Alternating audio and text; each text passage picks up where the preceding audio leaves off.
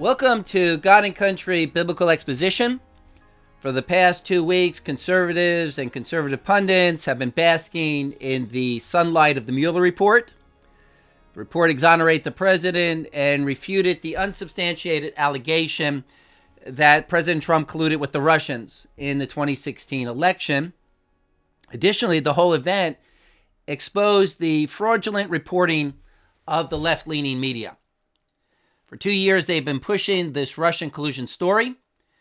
California Congressman Adam Schiff and FBI former director James Comey kept showing up as CNN guests, saying that they had the goods on President Trump, only to find out that it was all wishful thinking, or rather wanting so badly for something to be true that they imagined it under every bush.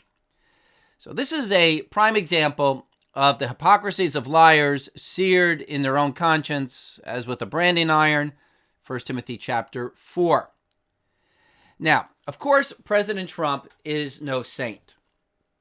Obviously, the president has some personal moral problems, but anti-American collusion with the Russians is not one of them. The media is engaging in political bias, muckraking. I enjoyed this piece from the satirical website Babylon Bee. In the light of the Mueller report, evangelicals relieved that their president now is only guilty of paying off porn star models. Conservative evangelicals across the country confirmed Monday that they were relieved after the Mueller report seemingly cleared President Trump of any Russian collusion over the weekend. They now have a president who only paid off porn stars and supermodels to cover up his marital infidelity. Well, isn't that good? At least he's not a Russian spy. Well, back in 2017, James O'Keefe and his Project Veritas took undercover videos of CNN producer John Bonifield. And in the video, Bonifield admitted that CNN was pushing the story about the Russian collusion for ratings, even though they knew it was unsubstantiated. Bonifield said, quote, the Russian meddling in the 2016 election is mostly BS right now. I think the president is probably right to say, look, you're witch hunting me. You have no smoking gun.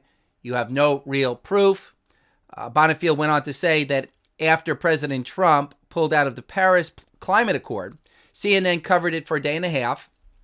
And then the CEO of CNN, Jeff Zucker, came in and said, good job, everyone. Now let's get back to Russia. The Russian collusion story. So it seems quite evident that the media was keeping the Russian collusion story alive to cast dispersion on the president for political, ideological reasons. We all know that when the Democratic president was in the White House, he could do no wrong. When the Republicans in the White House, he can do no right. The agenda is to smear him daily with negative reporting. Just last week, political commentators were again talking about the president's mental health. The media didn't even have medical proof. They simply took a tweet put out by Kellyanne Conway's husband about the president's mental status, and they made it into a story to again create the image that the president has mental problems. But you can always find someone tweeting anything. But this is the new media, finding pretext to cast dispersion on politicians that they want to destroy. Every week, I'm hearing news commentators on the left still claiming that Trump is a racist because he said that the white supremacists, the protesters down in Charlottesville, were fine people. Commentators and guests just keep bringing it up, saying we have a racist president who calls Nazis good people.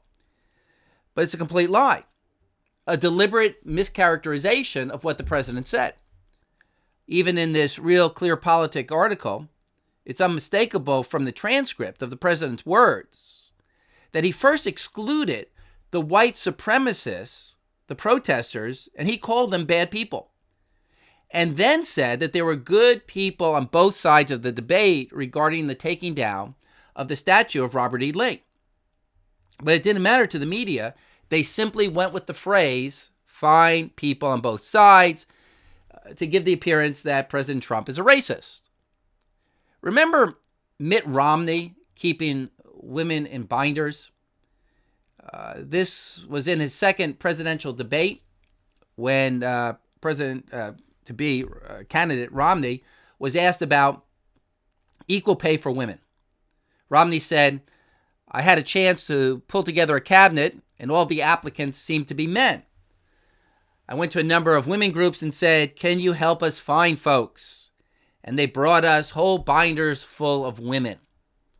And so the media took this phrase, binders full of women, and implied that Romney was using the term binders as a subconscious way of demeaning and insulting women, that he was being insensitive toward women. Now, would the media have done that to a candidate they supported? Of course not. But they spun the story to destroy their political opponent. This is all old news, but it's an example of what the media is still doing every day. The media can put a spin on anything to destroy a candidate. They destroyed Sarah Palin with negative reporting. But if she was a pro-abortion, pro-socialist, pro-LGBT Democratic candidate, they would have depicted her as the greatest woman in America. Any of her gaffes would have been excused. They would have been spun to show her as looking down to earth. I mean, look at how over the years the media has ignored Joe Biden and all of his inappropriate touching of women. But if a Republican acted this way, he'd be called upon to resign. If you want a good verse about putting a spin on things, check out Isaiah 29:16. You turn things around. Shall the potter be considered equal with the clay? So here, these leaders in ancient Israel were making it seem as if they were God and God is man. And the Old Testament prophets were already talking about people putting a spin on things way before we ever used the term. So journalists in America have taken on a political objective. Journalists are no longer reporting facts. They are ideological propagandists. Their hidden agenda is not to report the facts, but to help elect the Democratic candidate. Here's an example of how bad it's become. In 2018, just last year, the Pulitzer Prize for Journalism was given to the New York Times and the Washington Post for their coverage of the Russian collusion scandal. Quote from the Pulitzer Board, "For deeply sourced, relentlessly reported coverage in the public interest that dramatically furthered the nation's understanding of Russian interference in the 2016 presidential election and its connection to the Trump campaign, the president's elect transition team, and his eventual administration." They won the Pulitzer. But the whole thing was a hoax, a political fantasy. And the New York Times and Washington Post did not deeply source this story. And the story did not increase the nation's understanding of Russian interference. The board itself was assuming that the president was guilty. And the Pulitzer Prize is decided by the president of New York's Columbia University, columnists, media executives. It's the left-leaning media congratulating themselves. Friedrich Hayek, the anti-communist economist who wrote the book The Road to Serfdom in 1944, in it he has a chapter entitled The End of Truth, all about media propaganda in the totalitarian state. In referring to big government socialism, quote, "Every activity of journalists must derive its justification from a conscious social purpose. In other words, report stories to further a political agenda. And the goal is to make everyone in the society believe in certain social ends." And that's what happens in communist countries. This is what's happening in media today. The media is no longer content with reporting the facts. They want to push an ideology. They want to be SJWs, social justice warriors. People are moral creatures, and people want to have a moral purpose.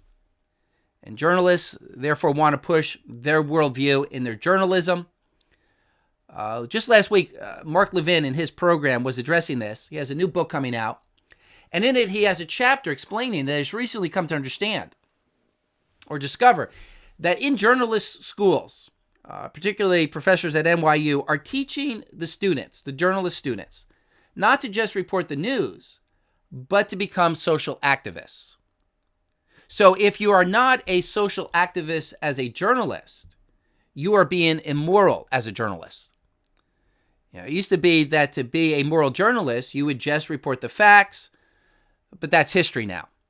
So realize when you watch the news, you are watching political commentary. James O'Keefe writes in his latest book, American Pravda. I just picked this up a few months ago and I've just gotten around to reading it. He writes, progressives of one stripe or another had nearly completely control of academia, public education, the advertising industry, Broadway, Hollywood, the publishing industry, large newspapers and magazines, ESPN, comedy shows, the TV network, the major social media sites, and most troubling of all, the deep state. From Berkeley to Boston, all the good people knew what to think about race, about immigration, about gender, about sexual orientation, about Islam, about social justice, about the environment, about the economy, about the climate, and certainly about the president. Although the major media outlets position themselves as competitors, they rarely stray from the party line and almost never challenge each other. So O'Keefe's analysis is a very fair assessment of the current state of our media. They have a unified message, unified agenda, unified worldview.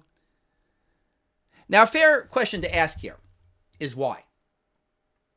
So let me take a moment to discuss this. I mean, why is the majority of the media so much further to the left than the general public? Why, as O'Keefe writes, do the progressives nearly completely control academia, public education, Hollywood, the media? How could they be so different from the public? We often hear conservative pundits speak as if the media is some sort of separate nation, and I think that's a mistake. Because the media is part of the general public. They are us. Now, it may be true that journalists may lean a little bit more to the left than the general public. Here's an article from the Washington Post. Only 7% of journalists are Republicans. Well, that doesn't represent the general public, does it? But my guess is that is due to the fact that journalists are all secular university graduates. So they're going to be outside the average because only 30 to 40% of the American public has a college degree. That means 60 to 70% of the public has not been indoctrinated by secular universities. Additionally, for secularists, the media is their church. While Christians tend to, become pastors and missionaries, the unbelievers tend to find their purpose by becoming politicians and journalists and public school teachers. And the heads of these media organizations tend to hire and promote those with similar ideology. So that's probably the explanation for why the media tends to be more toward the ideological left than the general public, but they're still us. The general public is not far behind them. Just like the politicians are us. We elect them because we like them. And enough of the public patronizes these left-leaning media sites to keep them going. But what happens in a country in moral decline is that eventually the ungodly, who have an ungodly worldview and who want to hear news from that perspective, become the majority. Remember in the last election, the majority of the voters voted for the pro-abortion presidential candidate. In every age, there are ungodly, unprincipled individuals, but in a democracy, that's not a problem until they start to make up 51%. When they start to control the social institutions, education, government, the media, then evil reaches a critical mass. As described in Proverbs 28, when the wicked rise, men hide themselves. Or Deuteronomy 29:16, when the wicked increase, transgressions increase. Or Psalm 92, when the wicked sprouted up like grass and all who did iniquity flourished. Or Jeremiah 5:26, for wicked men are found among my people. And in Jeremiah 6:13, Jeremiah describes the corruption as invading every institution and every class of society. For from the least of them even to the greatest of them, everyone is greedy for gain. And from the prophet even to the priest, everyone deals falsely. We have reached this critical mass of evil, and that's why the media leans to the left. This is why the left is empowered, and this is why leftist radical ideas and politicians are being popularized. This is the state of our leaders, the media. The Trump-Russian collusion narrative is just one snapshot of a bigger picture. But what I'd like us to take away from the Russian collusion debacle is not just that the media is lying to us, but let's remember that the whole world is lying to us, because the whole world is living a lie. 1 John chapter 5, verse 19, we know that we're of God, and the whole world lies in the power of the evil one. Do you ever notice how much the Bible speaks about the pervasiveness of the lying of the unsaved? Psalm 58:3. The wicked are estranged from the womb. These who speak lies go astray from birth. Psalm 5:9. There's nothing reliable in what they say. Their inward part is destruction itself. Their throat is an open grave. They flatter with their tongues. And Paul quotes Psalm chapter 5 to show the universality of human depravity embodied in mankind's propensity to lie. Romans chapter 3, verse 13, their throat is an open grave. With their tongues they keep deceiving. The poison of asps is under their lips. And in Romans chapter 1, we read that in our rebellion to God, we lie. In order to justify our sin, we lie to make up a new reality. So we suppress the truth in unrighteousness, Romans chapter 1, verse 18, and we exchange the truth of God for a lie, Romans chapter 1, verse 25. And this explains everything we need to know about why our political leaders and why our media do what they do. Because of their sinful bent, they suppress the truth and they substitute the truth with a lie. They not only tell outright lies, but they pick certain stories and they bury others. They focus on the wrong problems and the wrong solutions. They hide and ignore the real issues, the real stories, like the Holocaust of abortion. It's as if this is 1930s Germany and the media isn't reporting on the Jewish death camps. It takes a lone individual like David Leiden to expose Planned Parenthood. And even he is excoriated by the media for exposing the truth about Planned Parenthood. As the prophet Jeremiah said in Jeremiah 23:14, they walk in falsehood and they strengthen the hands of evildoers so that no one has turned back from his wickedness. Why? Because the leadership approves people's wickedness with lies. Jeremiah 23:32, they lead my people astray by their falsehoods. Jeremiah 9:3, lies, not truth, prevails in the land. Isaiah chapter 5, verse 18, woe to those who drag iniquity with the cords of falsehood and sin as if with cart ropes. They pull along sin with the ropes of lies. Now, is this the leadership only? No. The citizenship loves to hear these lies. As it says in Revelation 21, everyone who loves and practices lying. Micah chapter 6, verse 12, for the rich men of the city are full of violence. Her residents speak lies, and their tongue is deceitful in their mouth. Also Micah chapter 2, verse 11, if a man walks after wind and falsehood, has told lies and said, I will speak out to you concerning wine and liquor, he would be the spokesman to this people. The prophets are saying here that the people will elect those who tell them lies. And any sociologist will tell you that people believe lies, not because liars are so good at lying, but because they want the lies to be true. And this is what Paul writes about in 2 Timothy chapter 4, verse 3. People will put themselves under teachers who tell them what they want to hear. And in verse 4, people will turn away their ears from the truth and will turn aside to myth. Fake news. The coming kingdom of the Antichrist will all be about fake news. The Bible continually addresses mankind's lies because this is the battle of the ages, the truth versus the lie. Satan came into the garden with a lie, his own version of reality, that God is the oppressor and that he's the liberator.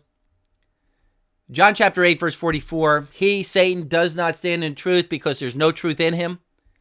Whenever he speaks a lie, he speaks from his own nature, for he is a liar and the father of lies.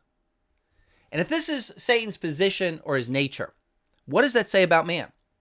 Man is described in Ephesians chapter 2 as walking according to the prince of the power of the air, the spirit that's now working in the sons of disobedience, Satan. And if the God of this world is Satan, what does this say about his people? So don't be naive. The world is telling you lies. In the Soviet Union, the main newspaper was called Pravda. And in Russian, that means truth. But it was anything but truth. The old saying is that the difference between the American media and the old Soviet Pravda is at least the Russian people knew that they were being lied to. Americans still believe the media is telling them the truth. Well, in a broader context, recognize that the whole world is telling you one big lie about what's right, what's wrong. The world is claiming that a baby in the womb is not a person. The world is claiming that a woman can be a man and a man can be a woman. That you're the victim of other people's labors, that you have the right to take from other people, that no one can be superior to another person, that everything's about racism. And there are all sorts of broader lies upon which those lies are based. That you're a good person, that sin doesn't deserve punishment, that all roads lead to heaven, that you should have the freedom to do what you want to do. You know, come to think about it, the entire Christian life is coming out of those lies and coming to the truth. And we are the people of the truth. And there's a whole body of text in the New Testament that states that we are the defenders and the supporters of the truth. We have become obedient to the truth. 1 Peter 1:22. 3 John 8, we are fellow workers with the truth. 1 Timothy 3, the church is the pillar and the support of the truth. Colossians 1:5, we proclaim the word of the truth. And 1 Timothy 2:4, who desire all men to be saved and come to the knowledge of the truth. So let's remember this world is a battle between the truth and the lie. Now, in the time I have left, I want to define or clarify what it means to lie. Because so many people think telling a lie is just telling a fib, saying something that you know is false. But biblically, a lie is anything that's false, whether you know it to be false or not. For example, 1 John 2:22. Who is a liar but the one who denies that Jesus is the Christ? This is the Antichrist, the one who denies the Father and the Son. So here are people who sincerely believe that Jesus Christ is not the Messiah. But they are liars because they do not represent reality correctly. Biblically, a religious teacher, a political leader, a journalist can be a liar even if he's completely convinced that he's telling the truth. Because if he is bearing false witness, it is a falsehood. And the common mistake is to think that liars are only those who tell deliberate falsehoods, but most lies in this world are coming from people who believe that they're telling the truth. Lying is not a lack of sincerity. Lying is having a wrong view of reality. Therefore, when we read in the Revelation that outside the kingdom of God will be everyone who loves and practices lying, it's speaking not about those who just tell fibs. It's speaking about those who sincerely held to a secular worldview. And 2 Thessalonians chapter 2, verse 10 tells us the same thing. With all deception and wickedness for those who perish because they did not receive the love of the truth so as to be saved. And then down in verse 11, they did not believe the truth but took pleasure in wickedness. They lived by lies because they didn't accept God's truth. Oh, here's a recent example of lies told in all sincerity. Last week, Joe Biden spoke at his charity organization called the Biden Courage Awards. And he spoke about how Western culture has to be changed because Western culture abuses women. And his proof was a myth that has been circulated in feminist circles that back in the 1300s, English law required that no man could chasten his woman with a rod thicker than the circumference of his thumb. This is supposedly where we get the phrase rule of thumb. But this was never English law. It's a total fabrication. It's been disproven in many articles, but Biden put it into his speech to criticize Western culture, as if Western culture and Christian values are to blame for misogyny. Biden went on angrily to say, this is English jurisprudential culture, a white man's culture. It's got to change. It's got to change.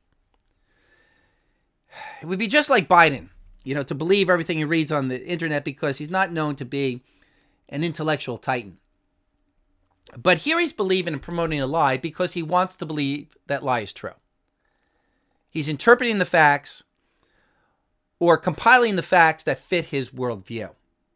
And that is a lie. Imagine just for a moment journalists reporting on Satan's temptation in the garden. One journalist might have as his headline, "Evil spirit entices couple to violate the law."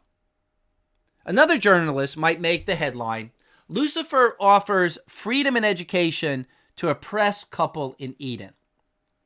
Now, as far as that journalist is concerned, he is telling the absolute truth as he sees it, but he is promoting a worldview that's a lie, that God is the oppressor. And this is how the media and academia and the whole world is lying to us today, by truthfully telling the false worldview they believe. It's amazing how two parties can see the same event differently. For example, one group sees Georgia's new heartbeat anti-abortion law limiting abortion to just 6 weeks as saving lives. Hollywood celebrities have called for a boycott of the state of Georgia, saying that the new law is evil, a dangerous threat to women's health care. They sincerely see murder as health care. That is their lie. That is what they call the truth. 1 Timothy 4:2, by means of hypocrisy of liars, seared in their own conscience, as with a branding iron. Now, it's not that truth is subjective or relative, but truth can't be separated from one's worldview, one's moral compass. In reading some conservative journalists on the subject, there are many conservative thinkers who believe all journalists must do is tell what happens. Just tell the facts, and that's going to result in the truth. Now, that would certainly be a better state of affairs than what we have now in journalism, but that's not the answer. To correctly report the facts, your worldview has to be according to truth. Otherwise, you'll never be able to choose and interpret the facts because nobody lives in a moral vacuum. The fear of the Lord is the beginning of wisdom. The Christian Russian dissident, Alexander Solzhenitsyn, in talking about the role of the media, said that the media needs to pursue truth rather than simply being the arm of the state or the arm of the politically correct elite. But additionally, Solzhenitsyn says that truth needs to be rooted in man's sense of responsibility to God. That's the only framework by which we can pursue and find truth. And I hope you come to the truth. And I pray that you come to the truth. That's the goal. 2 Timothy chapter 2, verse 25, that God would grant you repentance leading to the knowledge of the truth. God has determined that salvation from the penalty of sin is only granted to those who receive the truth. And truth is not just a body of laws. It is the character of God himself. And that's why Jesus could say, I am the way, I am the truth, I am the life. So let me close with the 1 John text, 1 John 5:19. We know that we're of God, and the whole world lies in the power of the evil one. And we know that the Son of God has come and given us an understanding so that we may know him who is true, and we are in him who is true. In his Son, Jesus Christ, this is the true God and eternal life. Thank you for listening today. Thank you for your support. Don't forget to hit the subscribe button. Keep standing firm in the truth.